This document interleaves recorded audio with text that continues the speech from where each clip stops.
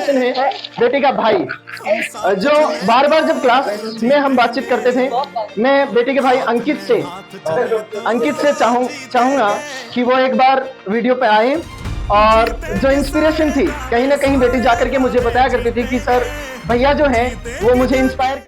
नमस्कार, BBN school Sikar एक बार फिर अपनी एक बच्ची लाडली सी बेटी रवीना के घर हम आज पूरी स्कूल जो है स्कूल स्टाफ पहुंचे हैं। मैं बताता हूं रवीना के बारे में। रवीना वो बेटी जो 5th क्लास से बीबीएन स्कूल से सेशन 2018-19 से जुड़ती है। एक वो बेटी जो पूरे साल तक कभी किसी टीचर को यह अवगत ही नहीं होने दिया कि मैं बहुत टॉप ब्रिलियंट हूं। केवल उन्हीं की नजर में आई जो पारखी नजरें यहाँ पे काम कर रही थी। और जैसा कि पहले के लेक्चर्स में भी, पहले के वीडियोस में भी आपने देख चुके हो कि बीबीएन की टीम जो है वो उन्हीं पारखी नजरों से काम करती है, उन्हीं नजरों से उस हर एक पर्टिकुलर बच्चे पे फोकस रखकर चलते हैं। तो आज हम पहुंचे हैं रवीना के घर। रवीना वो बेटी जो इस साल का जो 10th का रिजल्ट हमारा रहा 104 स्टूडेंट में से टॉप 20 स्टूडेंट जो हैं 90 प्लस रहे, और उनकी जो फर्स्ट टॉपर बेटी है रवीना। तो मैं चाहता हूं कंप्लीट स्टाफ से और गार्जियन से कि उस बेटी के लिए एक बार क्लैपिंग हो जाए, क्योंकि मेहनत इतनी शांति से की कि सफलता ने शोर मचाया। बहुत ही शांति के साथ मेहनत की और सफलता ने जो शोर मचाया, तो उस सफलता के लिए किस तरीके से उसने मेहनत की, किस तरीके से उसका ये टारगेट हिट हुआ, वो सब हम पहले रवीना के मुंह से जानेंगे कि किस तरीके से वो उस टारगेट तक पहुंचने के लिए किस तरीके से मेहनत करती रही और किन किन का सहयोग उनके लिए रहा। तो रवीना की जवानी बेटा किस तरीके से आपका, सबसे पहले आप ये बताइए कि आप 2018-19 में बीबीएन स्कूल से जुड़े थे, आप 5th क्लास में थे। जैसा कि अभी बातचीत हो रही थी तो मुझे जो जानकारी मिली, और मेरा भी दूसरा साल था बीबीएन स्कूल से जुड़ने का उस समय। तो 4th क्लास में बेटी आती है और जो टेस्ट लिया जाता है, इन्होंने कहा, जैसा कि सर ने पहले बताया कि जैसा मैं पहले जम्मू में बेटी को पढ़ा चुका हूं, और मैं तो कहूंगा कि एक आर्मी मैन जो होता है, सोल्जर जो होता है, उसकी लाइफ अलग होती है। उनके घर में जो डिसिप्लिन होते हैं तो वो डिसिप्लिन देखते ही बनता है, यहां पर हमें भी मिला। तो उन्होंने एक बात कोट की, अब जब हम बात कर रहे थे कि जम्मू में बेटे को पढ़ाया, बेटी को पढ़ाया, श्रीनगर जो जबलपुर में बेटी को पढ़ाया, बीबीएन में जब हम लेके आए तो एक पर्सनल केयरिंग हमें मिली। कहीं ना कहीं प्रिंसिपल सर से वो मुखातिब होते हैं, प्रिंसिपल सर उनको बताते हैं और वो एक भरोसा जुड़ता है। और वो भरोसा आज वो 5th क्लास का एक नन्ही सी कली आज 10th बोर्ड रिजल्ट जो है उसमें सर टॉप रैंकर बन के आती है। तो हम जानना चाहेंगे रवीना की जुबानी कि किस तरीके से उस सफलता में गार्जियंस का, और मैं आपको एक बार कोट करना चाहूंगा, मैम ये मोबाइल मुझे दीजिएगा। एक बहुत बड़ी इंस्पिरेशन जो है कहीं ना कहीं यूट्यूब जो लाइव जुड़े हुए हैं, और बेटी की जो इंस्पिरेशन है बेटी का भाई, जो बार बार जब क्लास में हम बातचीत करते थे, मैं बेटी के भाई अंकित से चाहूंगा कि वो एक बार वीडियो पे आए, और जो इंस्पिरेशन थी कहीं ना कहीं बेटी जाकर के मुझे बताया करती थी कि सर भैया जो हैं वो मुझे इंस्पायर करते हैं कि अच्छे नॉवेल्स पढ़ने चाहिए, अच्छी बुक्स पढ़नी चाहिए। तो वो इंस्पिरेशन देखने को मिलता है कि वो उन्होंने किस तरीके से इंस्पायर्ड किया। और प्रेजेंट टाइम वो बेंगलुरु में है, जो आईआईटी अपनी कर रहे हैं, तो बेंगलुरु में अपनी जो इंटर्नशिप है उसके लिए बेंगलुरु में है और वहां से कनेक्ट है। देखो खुशी जो होती है वो बहुत बड़ी चीज होती है सर। खुशी का माहौल जो है वो हर किसी के लिए आनंददायी होता है, और ये आंसू कहीं ना कहीं खुशी के हैं सर। हम सभी को भी इस बात की खुशी है कि ये आंसू जब आते हैं, तो हालांकि आंसू दोनों ही अच्छे होते हैं, माइंड के लिए, नर्वस सिस्टम के लिए दोनों ही अच्छे होते हैं, लेकिन खुशी वाले आंसू कहीं ना कहीं मोटिवेशन देते हैं। तो बेटी बताएगी कि क्या उसकी जो मेहनत रही उसका शेड्यूल क्या रहा, पढ़ने का शेड्यूल क्या रहा बेटा? हर सब्जेक्ट को बराबर टाइम दिया था। हाँ देखो, पहली बात कोट की है कि पर्टिकुलर सब्जेक्ट को बराबर टाइम देना, क्योंकि वेटेज सभी का बराबर है। 100 मार्क्स पर्टिकुलर सब्जेक्ट वेटेज है, तो सभी सब्जेक्ट इक्वल है और सभी को इक्वल टाइम देना। दूसरी बात, आपका पढ़ने का जो टाइम रहता था, नाइट को ज्यादा पढ़ाई करते थे या दिन में ज्यादा पढ़ाई करते थे? सुबह उठ के सुबह लगभग मॉर्निंग का टाइम क्या रहता बेटा? 5 और 4:30 बजे। मैं सर आपको एक बात और बताना चाहूंगा, एग्जाम टाइम से 1 महीने पहले की बात है। रवीना बेटी मेरे पास आती है और कहती है कि सर नींद कितनी लेनी चाहिए। अभी बेटी की मम्मी से हम बात कर रहे थे तो मम्मी ने एक शिकायत हमसे की कि सर चलते चलते 10 मिनट बाद 2 घंटे पढ़ ली, उसके बाद 10 मिनट सो जाती थी और फिर अलार्म लगा करके ये उठ जाती थी। तो कहीं ना कहीं उस जुर्म के लिए मैं और ये टीम कहीं ना कहीं उस जुर्म के लिए हकदार है कि वो जुर्म कहीं ना कहीं हमसे हुआ है, क्योंकि हमने बच्चों को एक बार मोटिवेट किया था कि बेटा 6 घंटे रेगुलर पढ़ने से बेहतर है 2 घंटे के बाद एक नैपिंग हो जाए 15 से 20 मिनट की, क्योंकि वो एनर्जी देती है और वो एनर्जेटिक होने के लिए ये वो 15 से 20 मिनट की नैपिंग करती थी। 1 महीने पहले आती है सर और बच्ची कहती है कि सर मैं 8 घंटे सो रही हूँ। मैं व्यूवर्स को उन बच्चों को एक बात कोट करना चाहूंगा कि जो बच्चे जुलाई में 4 घंटे पढ़ते हैं और जाकर के मार्च में कहते हैं कि हम 14 आवर्स पढ़ करके हम सब कुछ सफल कर लेंगे, ऐसा पॉसिबल नहीं है। एक दिन में एवरेस्ट फतेह नहीं होता। एवरेस्ट फतेह करने के लिए, दशरथ मांझी बनने के लिए एक एक छेनी चलानी पड़ती है, तभी जो हिमालय है वो रास्ता देता है। और उसके लिए एक एक छेनी जुलाई से चलाना शुरू किया था, तब मार्च में जाकर के बेटी कहती है कि मैं 8 घंटे सो सकती हूँ। और सभी स्टाफ साथियों ने एक बार एक ही साथ में कह दिया हाँ तू सो सकती है 8 घंटे, क्योंकि आपने बहुत अच्छी मेहनत कर रखी है, अभी आपको एक अच्छी ऊर्जा की जरूरत है। इसके अलावा बेटा आपका स्कूल, आपके गार्जियंस और आपके टीचर्स का क्या सपोर्ट रहा, कैसे किस तरीके से आपका स्ट्रेटजी रही, वो ब्रीफ में सारी बता दीजिए एक साथ में। सबने बहुत हेल्प की, मिस्टेक्स बताई टीचर्स ने। और मैं बहुत काटा पीटी करती थी, तो मेरे एक टीचर है, उन्होंने मेरे को बताया कि काटा पीटी कम करो, इसमें बहुत मार्क्स कटेंगे। थोड़ा आंसर को बड़ा लिखना, बेवजह ही बहुत बड़े बड़े आंसर लिखती थी। फिर सर ने बोला कि थोड़े सही से लिखा करो आंसर। और बस ऐसे ही टीचर्स ने मिस्टेक बताते रहे, तो फिर मैं सही करती गई। और घर से भी मम्मी से बात करती थी, तो ऐसे था कि हाँ पेरेंट्स का सपोर्ट है, ऐसे अकेला नहीं रहता था। मम्मी ने यहाँ पे सपोर्ट हमेशा किया, पापा ने वहां रह करके बाई कॉल, जैसे अभी सर हम बात कर रहे थे तो इन्होंने कहा कि मेरा काम एक था कि बेटा मैं वहां से आर्मी की देश की सेवा कर रहे हैं, तो आपकी ड्यूटी ये बनती है कि आप शिक्षित होकर के देश की सेवा में आगे जाओ। मैं अभी देश की सेवा कर रहा हूं हार्डवर्क से, आप और दूसरे तरीके से। मैं आपको बता दूं, जैसा कि व्यूवर्स को एक बार फिर से बता देता हूं कि कई बार मुझे बड़ा अजीबोगरीब लगती है स्थिति जब जाकर के बच्चे को घर जाकर के पूछा जाता है कि बेटा आप क्या बनना चाहते हो। आज से पहले भी 8 से 10 बच्चे के घर हम जा चुके हैं और ये सीरीज कंटिन्यू जारी रहेगी। और हमेशा हमने पहले बताया कि ये बच्चा क्या बनना चाहता है। जैसा कि मैंने पहले बताया कि पापा जो हैं वो सोल्जर के रूप में देश की सेवा कर रहे हैं, और मैं बेटी को मुखातिब होकर के कहना चाहूंगा कि ये बेटी वो है जिसका सपना है आईएएस, मतलब अगला कलेक्टर जो होगा। हम देखना चाहेंगे कि 2032 के आसपास का जो सीकर का कलेक्टर हो वो बेटी रवीना हो। क्या आपका लक्ष्य यही है बेटा? हाँ सर है। हाँ, तो बेटी का लक्ष्य है कलेक्टर बनना, और कलेक्टर बनने के लिए मतलब आईएएस यूपीएससी क्रैक करने के लिए ये बहुत पहले से लगी हुई है। सर मैं आपको एक बात बताऊं कि अभी हम इसका स्टडी रूम देखेंगे।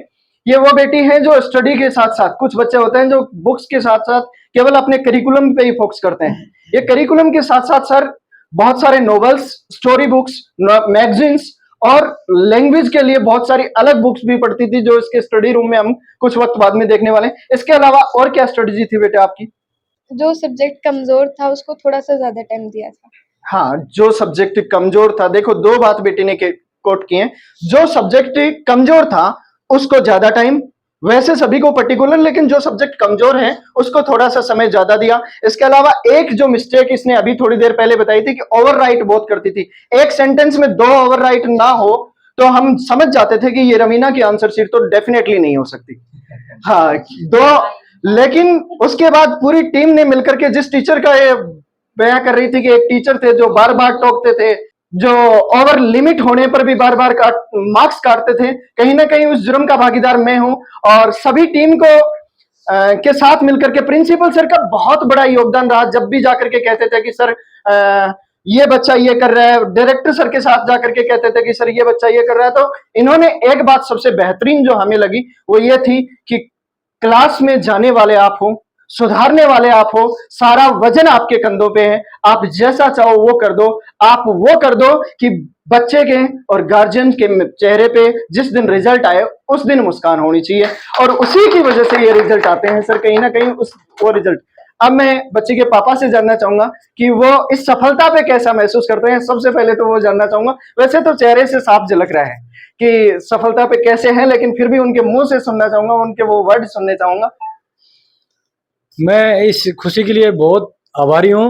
प्रिंसिपल का सर का बहुत बड़ा योगदान है इसके अंदर। मैं जब से बच्ची को यहाँ लेके आया था, सबसे पहले मेरे प्रिंसिपल सर से ही मुलाकात हुई थी। उस दौरान मैंने सर को एक ही बात बोला था कि सर मैं इस पढ़ाई के मामले में बिल्कुल नहीं जानता, क्योंकि मैं एक सैनिक के नाते पहले के ज़माने में 12th क्लास तक पढ़ाई की थी। बिल्कुल उस समय इसका एजुकेशन का हमारे को नॉलेज नहीं था। मैंने आते ही बच्ची के लिए सर के पास गया था। मैं सर मैं इसके बारे में बच्ची को लेवल का आगे क्या स्तर होगा उसके बारे में बिल्कुल अनभिज्ञ हूँ। देखो सेम बात मैंने मेरे बहुत बेटे के लिए कहा। बहुत अच्छी, एक बहुत बड़ी अच्छी बात कर दी कि आपने उस कड़ी पे भरोसा किया है जो कड़ी निर्माण करती है। तो आपने प्रिंसिपल सर को पूरी जिम्मेदारी दे दी कि सर देखो मेरी हकीकत ये है, आप जानो और आपकी बेटी जाने।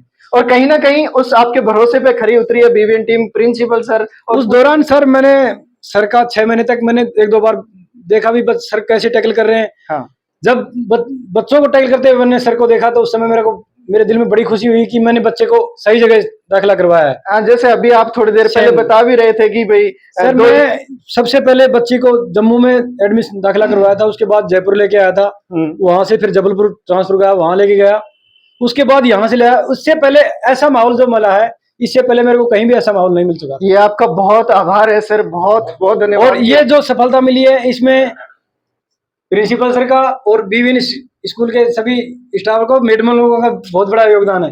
खासकर मैडम तो मेरी बेटी को इन्होंने अपनी बेटी मान के रखा था। बिल्कुल बिल्कुल। देखो घर के ऊपर इनकी मम्मी ने जो टैकल किया, मैं सिर्फ एक पैसे लगाने का गर्दी था, क्योंकि साल के अंदर बड़ी मुश्किल से 2 महीने में यहाँ पहुंच पाता था, वो भी बड़ी मुश्किल से। कई बार तो ऐसी मेरे साथ ऐसी घटनाएं घटी हैं, मैं ऐसी जगह फंसा हुआ जब मेरी फैमिली बीमार थी, उस दौरान भी मैं नहीं पहुंच पाया। अभी भी जब ऑपरेशन हुआ था उस दौरान भी मैं नहीं पहुंच पाया, क्योंकि ऐसी जगह मेरे भगवान ने ऐसी परीक्षा बहुत बड़ी माँ की सेवा कर रहे थे, भारत माता की सेवा कर रहे थे, इस देश की सेवा कर रहे थे, तो आपके ऊपर बहुत बड़ी जिम्मेदारी थी। लेकिन जिम्मेदारी से बेटी की ये खुशियां सुन के मैं बहुत बड़ा आभारी हूँ आप लोगों का, कि आपने मेरी बेटी को इस लेवल तक पहुंचाया। खासकर मैडम सर का तो और प्रिंसिपल सर का मैं जिंदगी बराबर रहूंगा। और राजवीर सर ने जो हमारे लिए बहुत बड़ा आभार है। राजवीर सर ने भी बेटी को बार बार, राजवीर सर का भी कई बार बताते थे कि सर पापा एक हमारे राजवीर सर हैं, बहुत धीरे धीरे बताते हैं, वो बहुत शांति स्वभाव से बताते हैं। मैं ठीक है बेटा, मिलेगी कभी जिस दिन मौका मिलेगा तो बताएंगे। हाँ बिल्कुल। देखो सर आपने बहुत अच्छी बातें कही, हम आभारी हैं आपके। इस दौरान खासकर इसका बड़ा भाई था बेटा, उसने वो दिल्ली इसका काम था, मैंने उसको एक ही बात बताई थी, बेटा आप तो सब अपनी जिंदगी सफल निकाल ले जाओगे, लेकिन अभी आपको वहां अपनी सिस्टर को उस लेवल पर पहुंचाना। उसने ये इसको गाइडेंस किया था कि यूपीएससी के लिए रेवना मैं तो नहीं कर पाया पापा के लिए, पापा का सपना पूरा, लेकिन आप एक सपना पूरा करना कि पापा का नाम रोशन कर दो, यूपीएससी की तैयारी करना, आपको आईएएस बनना है। शुरू से पहले मैं भी बच्ची से ये बात करता था कि आपको क्या बनना है, बोले पापा मेरे को आईएएस बनना है। मैं बोले बेटा आईएएस ऐसे नहीं बना जाता, आईएएस के लिए बहुत कुछ मेहनत चाहिए।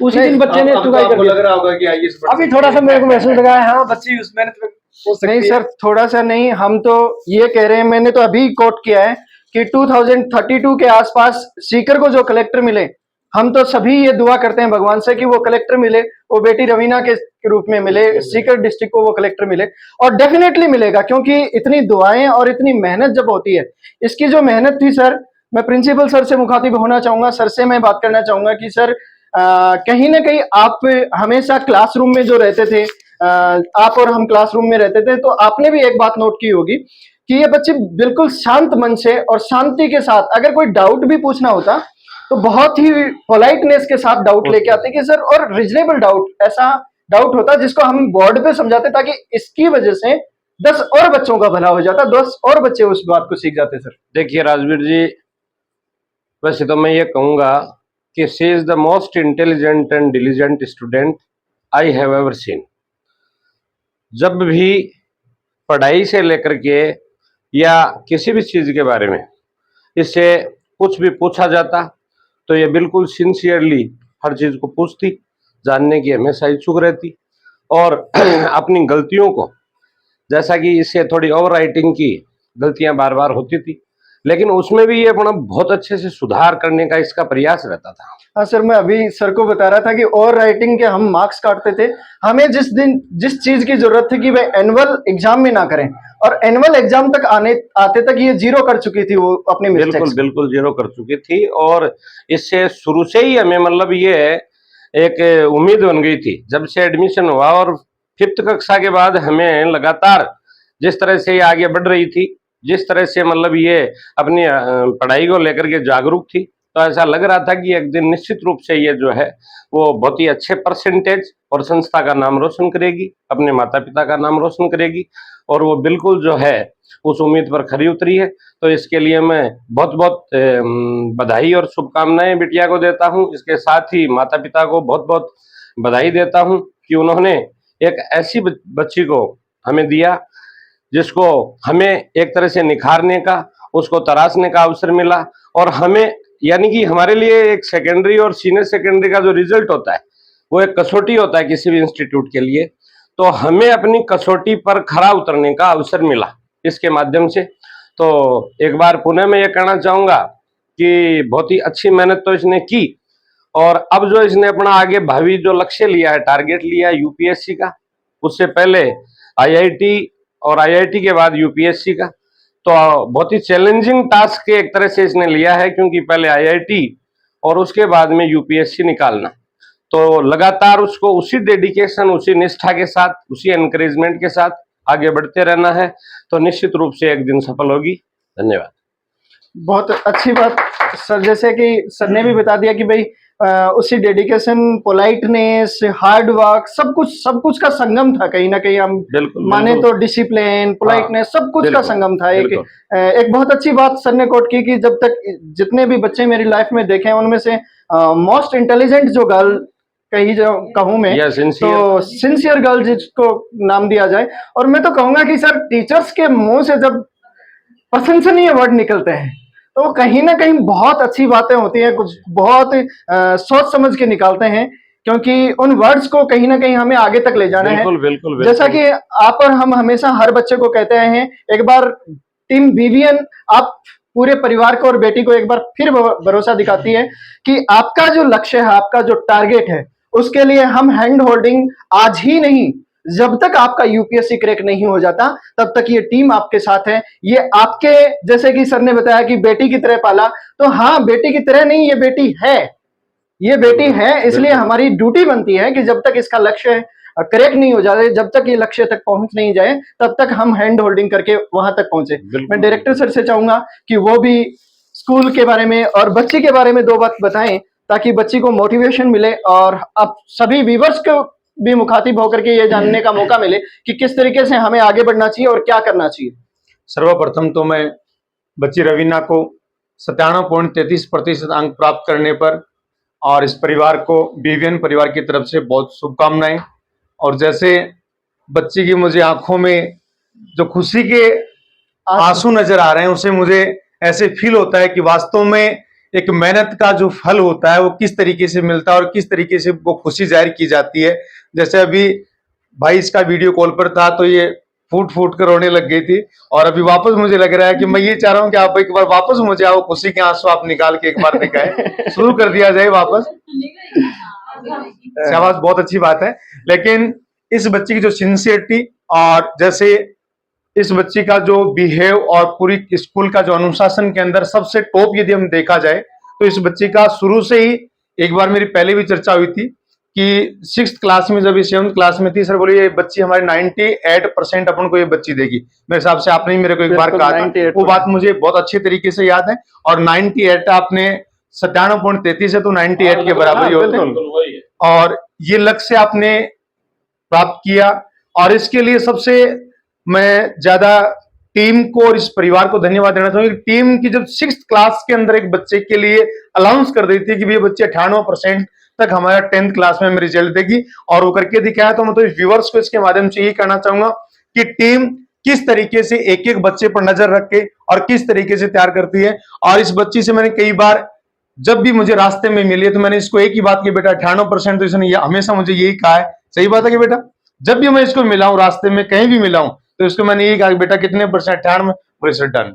इसने मतलब हमेशा ये कहा कि मेरा 98% में लेके आऊंगी, और इसने करके दिखाया। तो मतलब व्यूवर्स को इसके माध्यम से यही कहना चाहूंगा कि जिस बच्चे में एक दृढ़ विश्वास होता है और एक लक्ष्य पर अडिग रहने की क्षमता होती है, तो 100% आज जो मिलता है, और वो बीवीएन टीम बहुत अच्छे तरीके से कर पाती है। तो मैं थोड़ा सा ओम प्रकाश जी से भी मिलना चाहूंगा, आप एक बार सर की माइक दें कि आपको जब बच्ची के पास आप खड़े हैं और बच्ची की आंखों में खुशी के आंसू आप देख रहे हैं, तो आपको कैसा लग रहा है कि भाई आप कि घर पर पूरी बीवीएन टीम आई है, 6 साल से आप हमारे से कंटिन्यू जुड़े हैं 5th क्लास से, और जब बच्ची ने एक बहुत ही अच्छे परसेंटेज बच्ची ने प्राप्त किया, उसके बाद में पूरी बीवीएन टीम आपके घर पर आई है, आपको सम्मानित कर रही है, आपको ये सम्मान मिल कैसा फील हो रहा है आपको? ये सर मैं अब ऐसे मेरी जिंदगी में पहला ऐसा अवसर पा रहा हूँ जो कि मैं इतना बड़ा परिवार के साथ मिल रहा हूँ।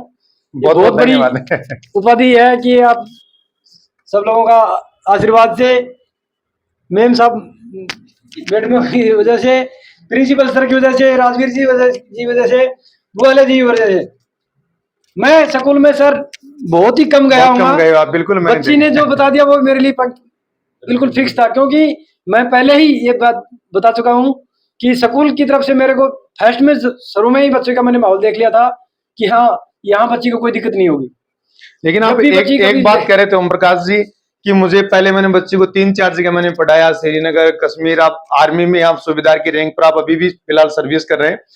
तो आपने कहा कि इससे पहले जहां जिस स्कूल में थे वहां के और यहाँ पर हमें जो केयर देखने को जो मिली कि प्रिंसिपल सर हमें इस बच्ची को बहुत तरीके से केयर करते थे, आपने ऐसा क्या देखा कि भाई आप ये बात आप अपने मुंह से इस बात को आप कह रहे थे? थोड़ा सा मैं आपके माध्यम से व्यूअर्स तक ये बात पहुंचाना चाहता हूं कि हमारी बीवीएन टीम किस तरीके से और प्रिंसिपल सर किस तरीके से बच्चों के केयर करते हैं, और विशेष रूप से बच्ची की केयर के लिए सर बहुत ही डेडिकेट रहते हैं। चाहे मैं बैठ जाऊं लेकिन सर कभी नहीं बैठते। तो ऐसा आपने क्या देखा कि आपने ये बात हमें आते ही कही? ये बात सर ये बात पहले मैं सबसे पहले जब बच्चियों को मैंने बच्ची को डाला था, इसी के साथ में मेरी 2 बच्चे और थे, एक भांजी थी एक भांजा और था।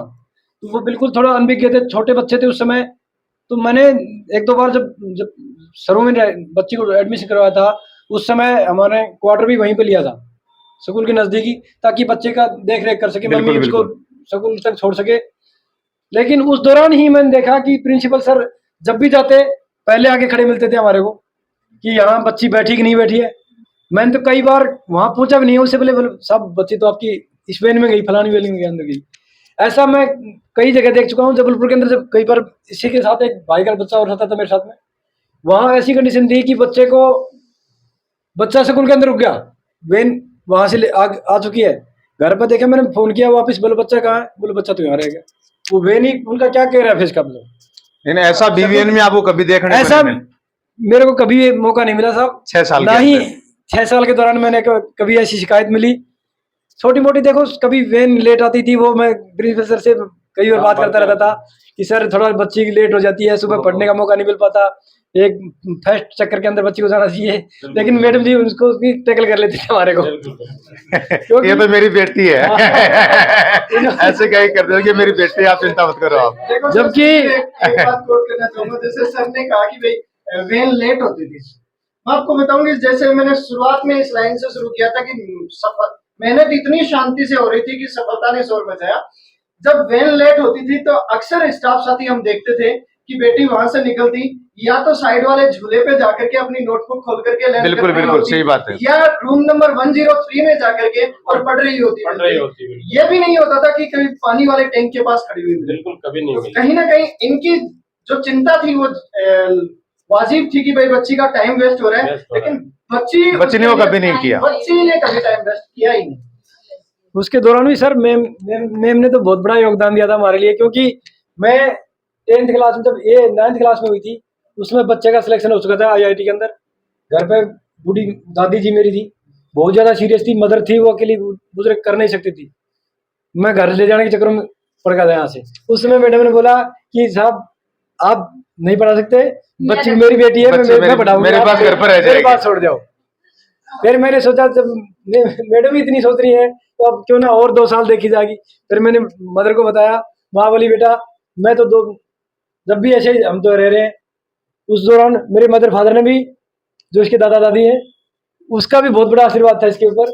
उन्होंने भी कहा जब बेटा को बढ़ा दिया, तो इसने भी उस समय एक बोली, पापा आपने अपने बेटे को बढ़ा दिया, बेटी को बढ़ाने नहीं चाहे।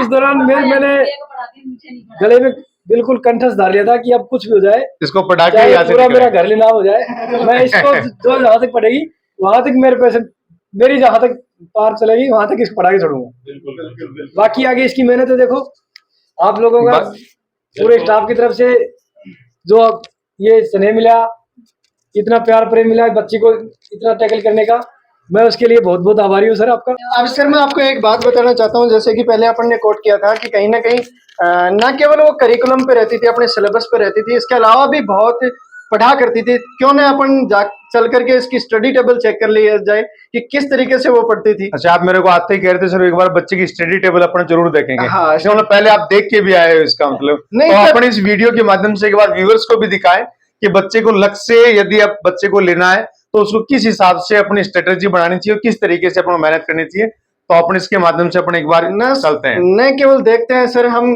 प्रिंसिपल सर, हम बार बार जब हमारे पास ये बच्ची वो है जो बार बार पूछने के लिए आती है, तो हम अच्छे नॉवेल्स, अच्छी पोम्स और अच्छी बुक्स रिकमेंड करते हैं। तो कहीं ना कहीं हम देखना चाहते हैं कि क्या हमने जैसे कई बार हम हिंदी की अच्छे नॉवेल्स देते हैं, इंग्लिश के अच्छे नॉवेल्स देते हैं, तो कहीं ना कहीं देख लेते हैं कि क्या चलो एक बार पढ़ाई देखते कर रहे हैं हैं। सर। आइए बेटा, आए ओम प्रकाश जी, अपनी टेबल जो बेटा है आप भी आओ। स्टडी टेबल देख ली जाए।